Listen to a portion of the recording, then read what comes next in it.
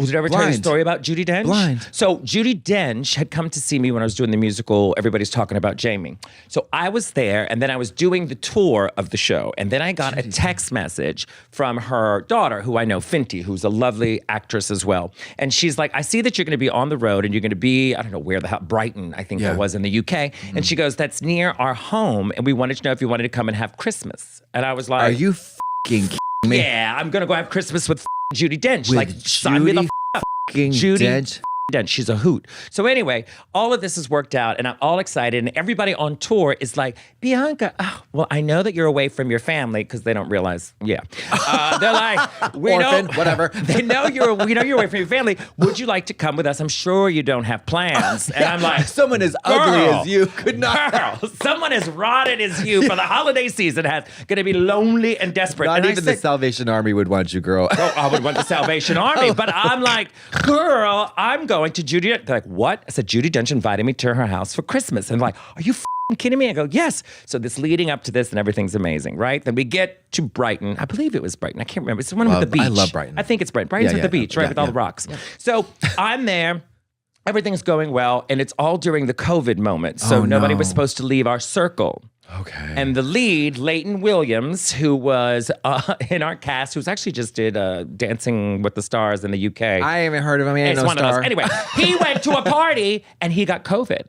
And we all got COVID. So I could not go to Judi Dench's f***ing house. And I thought, wait a minute, what if I'd have gone and not known, and then I would have killed Judi Dench? Can you imagine? That's that would have been a really That's a really healthy psychological spin on a horrible situation. Well, it was the easiest way to look through it. However, would like to not spin it that way. And I'm going to look at this camera and say, tell us. Leighton Williams, you are not a star and you cannot dance. That part. So take that down to Fiorucci Boulevard and give Judi Dench COVID with that. Listen, I love him, but I was like, I wanted to kill him because I was like, yeah, but she did send me Christmas gifts, which was very, very sweet. She was lovely. Were and they then cheek swabs? No, she sent me actually little reindeer tassels. I have a picture. I'll have to send it to you. Little rainbow titty tassels, and she made me a stocking. How sweet is that? Judi Dench. Judi How lovely. Dench. And then we shared a dressing room at one point. Well, I was in the dressing room early. It was during Edinburgh Festival, and I was there. Okay. And I was using a dressing room, and the deal for me, this was in my rider, which was, as long as I don't have to change dressing rooms for a week and a half, I will use this particular theater. And they were like, okay, great, no big deal. And then when I got there, they're like, we have some convention happening in the morning. We need you to move your stuff. And I'm like, didn't we say no Uber shit? Because you know how much shit I bring.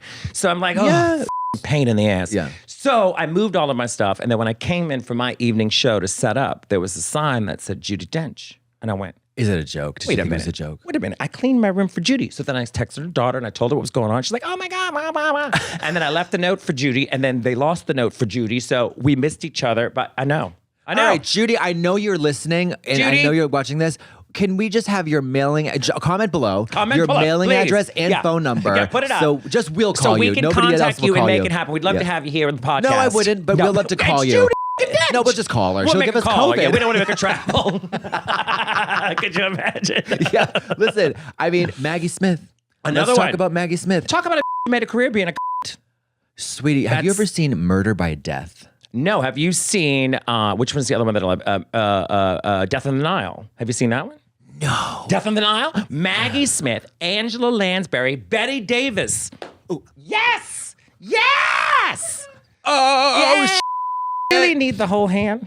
No, just okay. I was gonna say one finger. But they're all in that movie, and there's costumes that are done by Anthony Powell. They're amazing drag. Won an Academy Award for Best Costumes. It's an amazing movie. Girl, Murder by Death was about Clue, right? Yes. So in the earlier, Truman Capote is in this movie. Capote, we love. We got Peter Sellers as the yellow-faced Ching Chong. No, yeah, he does a yellow-faced Ching Chong character, so offensive. Of course. And then Maggie Smith and she plays like oh Dickie.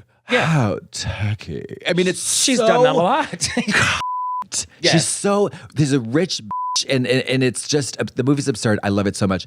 And I have to look I haven't seen it. It's fabulous. If you love Clue, you'll love this one. It's Truman Capote with his gay lisp. Oh, of course he had a big gay lisp. It's so fun. It's great.